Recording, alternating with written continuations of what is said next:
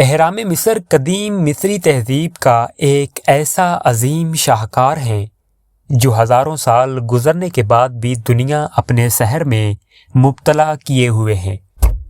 یہ اس وقت کے فرعون بادشاہوں کی ایسی یادگار اور عجوبہ ہیں جن کے اندر بادشاہوں اور ان کی بیویوں کے مقبرے موجود ہیں۔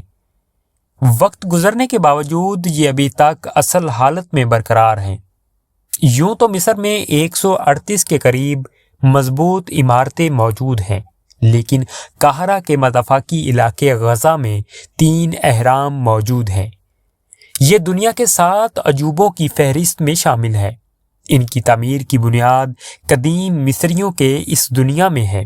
دراصل وہ مرنے کے بعد دوبارہ اسی دنیا میں زندہ ہونے پر ایمان رکھتے تھے، اس لیے وہ موت کے بعد لاشوں کو حنوط کر کے ممی کی شکل میں اہرام کے اندر رکھ دیتے تھے، اور ان ممیوں کے ساتھ زور جواہرات اور دیگر سامان بھی رکھا جاتا تھا جو صاحب مقبرہ کے خیال میں دوسرے جنم کے بعد اس کے لیے ضروری ہوتا تھا۔ حتیٰ کہ ان کے پسندیدہ جانوروں، ہتھیاروں، لباس، برتن، آلات اور اکثر اوقات خادموں اور غلاموں کو بھی ان کے ساتھ ہی دفنا دیا جاتا تھا۔ یہ اہرام اس وقت کے فرعون بادشاہ خوفو کے لیے بنائے گئے یادگار مقامات ہیں۔ اس کا نقشہ خوفو کے وزیر ہیومون نے تیار کیا تھا۔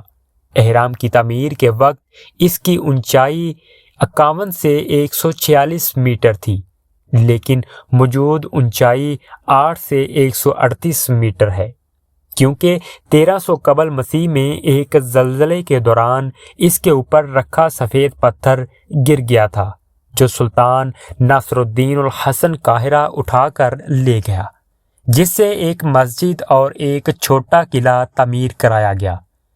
آج بھی ان پتھروں کی باقیات اہرام میں موجود ہیں۔ اس اہرام کا وزن تقریباً 5 سے 9 ملین ٹن ہے۔ اس حساب سے اس کی تعمیر میں 20 سال کا عرصہ لگا اور روزانہ 800 ٹن پتھر لگایا گیا۔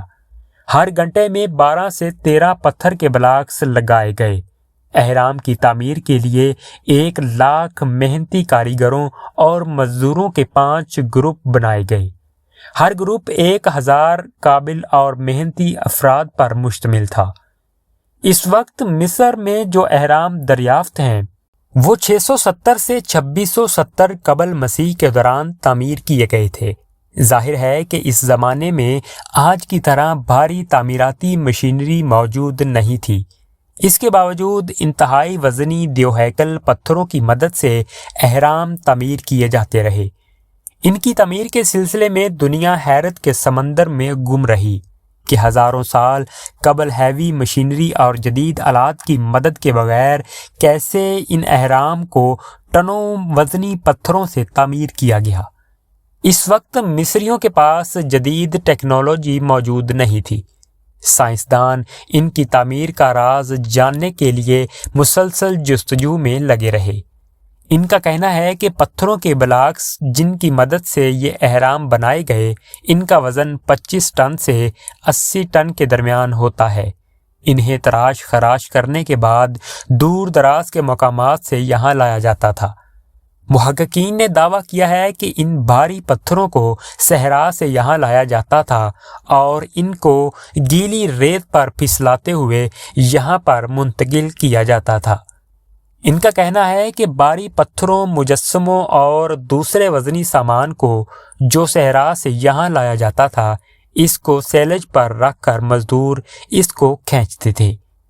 تجربات سے یہ بات ثابت ہو چکی ہے کہ جب ریت کو مناسب پانی کی مقدار سے گیلا کر لیا جائے تو اس پر موجود سامان کو کھینچنے میں درکار قوت نصف رہ جاتی ہے۔ ماہرین اس سلسلے میں مصری تہذیب سے دریافت ہونے والے قدیم پینٹنگ کا حوالہ بھی دیتے ہیں، اور یہ پینٹنگ 1900 قبل مسیح میں مصر کے مقبر کی دیوار پر بنائی گئی تھی۔ اس پر واضح طور پر ایک فرعون بادشاہ کی ممی جو سیلج کے نیچے ریت پر پانی چھڑکتا ہے اور مزدور اس کو کھینچنے میں مصروف ہیں۔